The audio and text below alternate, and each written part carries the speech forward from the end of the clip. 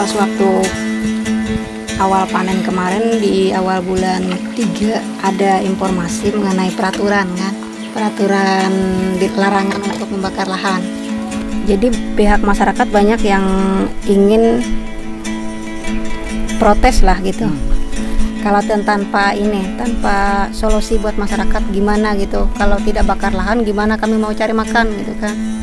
Karena lahan di sini beda dengan di daerah hilir.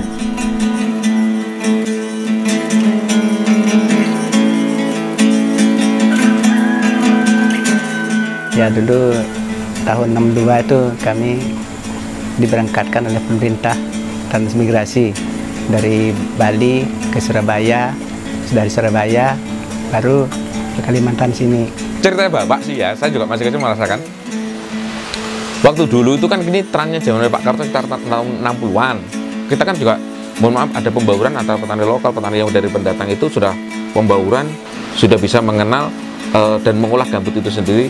Memang kalau kami dari Bali itu kan jelas lain cara menggunakan alat kan gitu dengan di sini gitu. Bekerja dengan mereka, jadi di sana melihat mereka kerja, cara nabasnya, juga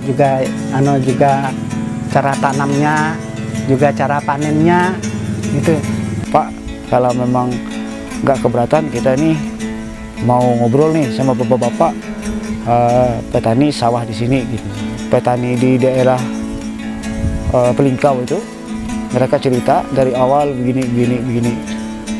Nah, setelah itu kita juga tertarik gitu dengan perilaku mereka yang menggarap lahan tanpa bakar itu.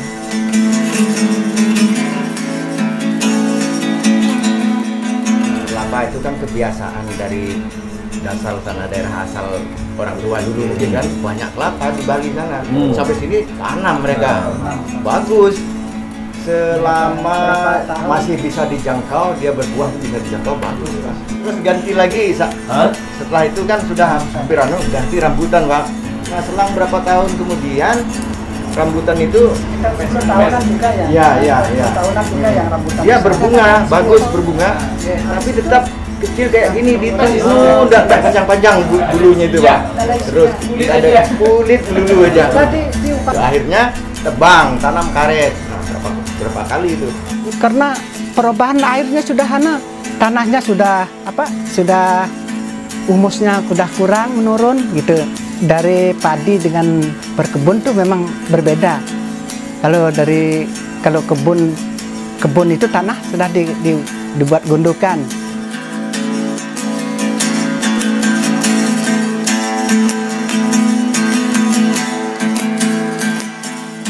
Beberapa tahun terakhir ini kan banyak kebun karet yang terbakar karena ya sistemnya yang bakar itu.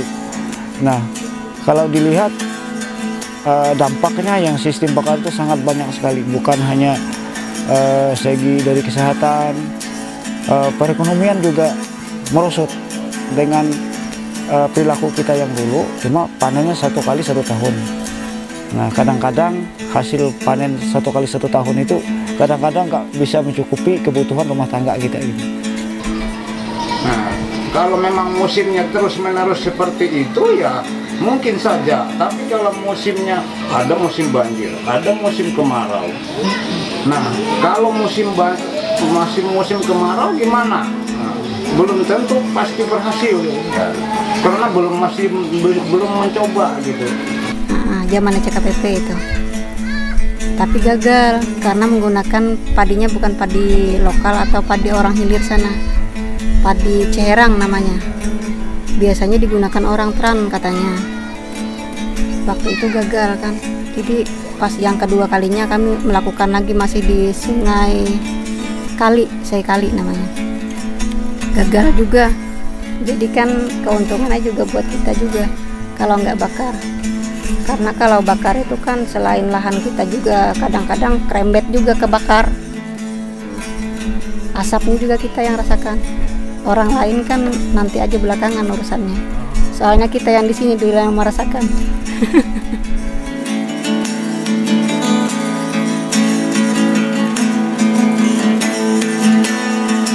Ide dari kami salah satu kelompok tani lah, yang melakukan kegiatan yaitu uji coba penanaman yang kedua kalinya itu tentang padi lokal dengan sistem tanpa bakar. Setelah ditebas itu kan dibiarkan,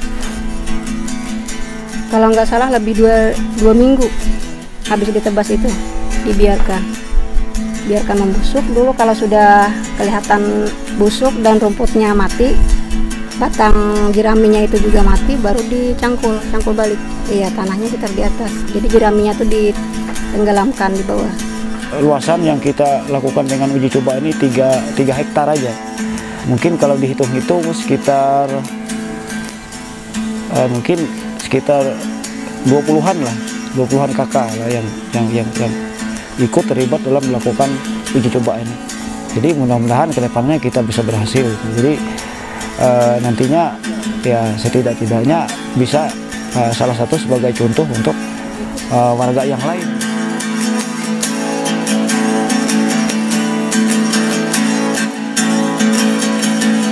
Karena saya tadi baru dapat informasi itu di Desa Kelumpang. Nah, sistem mereka sama perilakunya menggunakan tumpukan lahan tanpa bakar. Memang kita sering ngobrol gitu. Nah, mungkin mereka juga tertarik. Nah, ada teman saya Nur Hadi, dia selalu online tentang Facebooknya.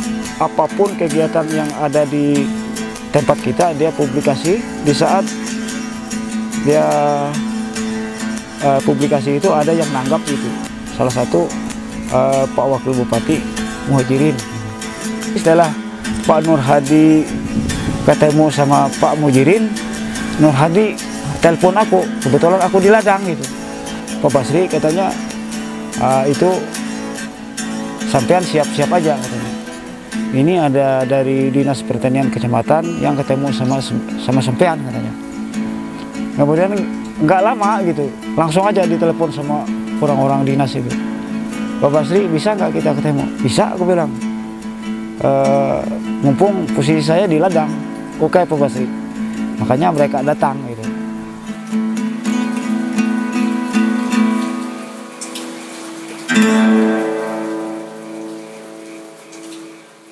Ya, siapa tahu ini salah satu jalan yang terbaik dan bisa meningkatkan